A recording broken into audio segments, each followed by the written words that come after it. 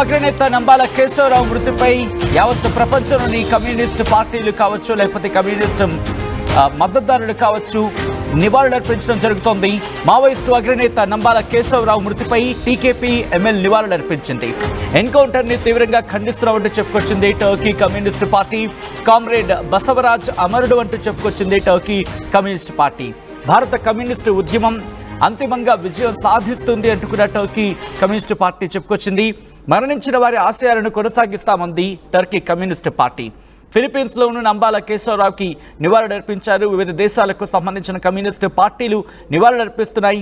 Maoist అగ్రనేత నంబాల కేశవరావు మృతిపై TKP ML నివాళులర్పించిన ఆ ఘటనకు సంబంధించిన ఘటనకు సంబంధించి తీవ్రంగా ఖండించడం జరుగుతోంది. ఇటు యావత్ ప్రపంచంలోని కమ్యూనిస్టు పార్టీలు, మరీ ముఖ్యంగా భారతదేశానికి సంబంధించి కమ్యూనిస్టు పార్టీ చాలా బలంగా ఉన్న రోజులని వాళ్ళు గుర్తు చేసుకుంటున్నారు. అట్ ద సేమ్ టైం ఆ భావజాలాన్ని, దాంతోపాటు నంబాల కేశవరావు ఆశయాలను ముందుకు తీసుకువెళ్తారు. వచ్చే తరం భావితరాలు కూడా ఆయన భావజాలాన్ని ముందుకు తీసుకువెళ్లే ప్రయత్నం చేస్తాయి అంటూ కూడా ఇది మీరు చూడొచ్చు. టర్కీకి సంబంధించిన కమ్యూనిస్టు పార్టీలు నివాళులర్పిస్తున్న పరిస్థితి. ఆయన ఫోటోని అక్కడ గోడకు అమర్చి నివాళులర్పిస్తున్న ఆ విజువల్స్ ఒకసారి మనం చూద్దాం. ఓకే ఆ విజువల్ని మీరు చూడడం జరుగుతోంది. ఇదే అంశానికి సంబంధించి అప్డేట్స్ తెలుసుకునే ప్రయత్నించేద్దాం. మా ప్రతినిధి రవి నాయక్ అప్డేట్స్ అందించేందుకు సిద్ధంగా ఉన్నారు.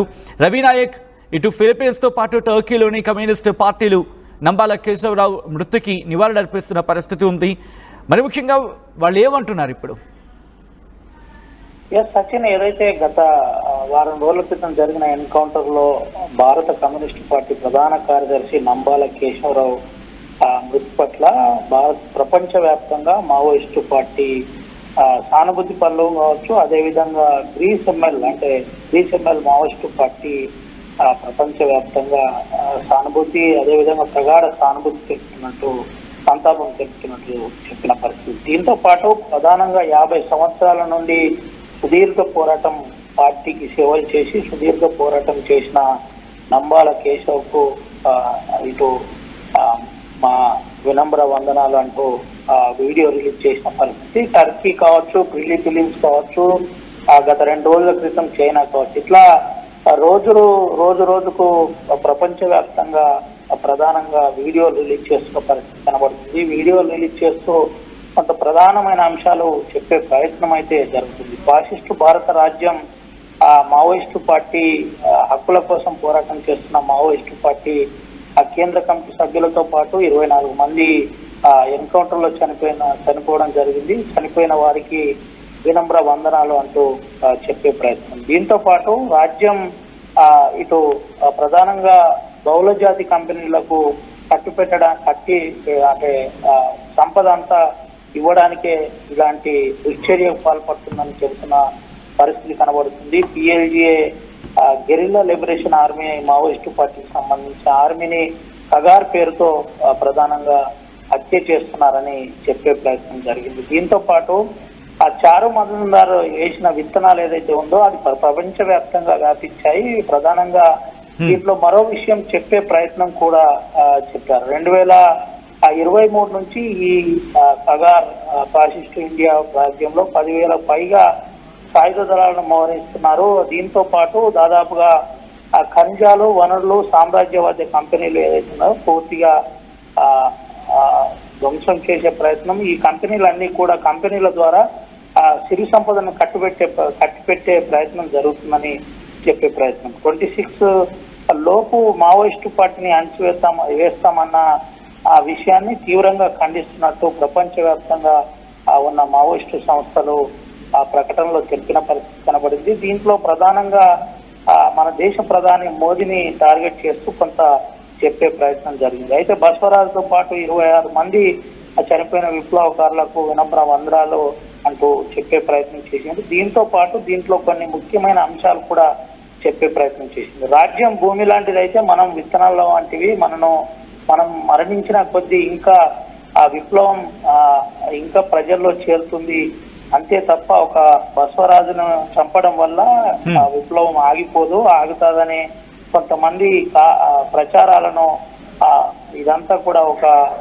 హాస్యాస్పదంగా ఉందని చెప్పే ప్రయత్నం అయితే జరిగింది. ఓవరాల్ గా ప్రపంచ వ్యాప్తంగా అంటే ఆపరేషన్ కగార్ అంశంలో కూడా దీంట్లో ప్రస్తావించిన పరిస్థితి, ప్రజా సంఘాలు అదేవిధంగా ప్రజలకు సంబంధించిన అంశాల్లో కట్టుబడి ఉన్నాం. అయితే భారత మావోయిస్టు పార్టీకి మేము అండగా ఉంటామని ఈ ప్రకటనలో తెలిపిన పరిస్థితి కనబడుతుంది. అయితే ప్రపంచవ్యాప్తంగా వరుసగా దీనిపై ప్రకటనలు విడుదలవుతున్న పరిస్థితి అయితే కనబడుతుంది. మొత్తానికి భారతదేశ వ్యాప్తంగా నంబాల కేశవరావు అలియాస్ బసవరాజు సంబంధించిన ఏదైతే ఎన్కౌంటర్ ఉన్నదో అది సంచలనంగా మారింది. అయితే ఒక పక్క ఈ ఏదైతే ప్రకటన ఉన్నాయో ఈ ప్రకటనలో దిక్కు, మరోపక్క భారత ప్రభుత్వం మాత్రం చాలా స్పష్టంగా ఆపరేషన్ కగార్ అంశంలో కట్టుబడి ఉన్నాం, ఖచ్చితంగా మావోయిస్టు పార్టీ ఎవరైతే ఉన్నారో వారు వెంటనే సరెండర్ కావాలి, సరెండర్ కాకుంటే ఎట్టి పరిస్థితుల్లో మేము ఊకునే ప్రసక్తే లేదు, తుపాకీతోనే సమాధానం చెప్తామని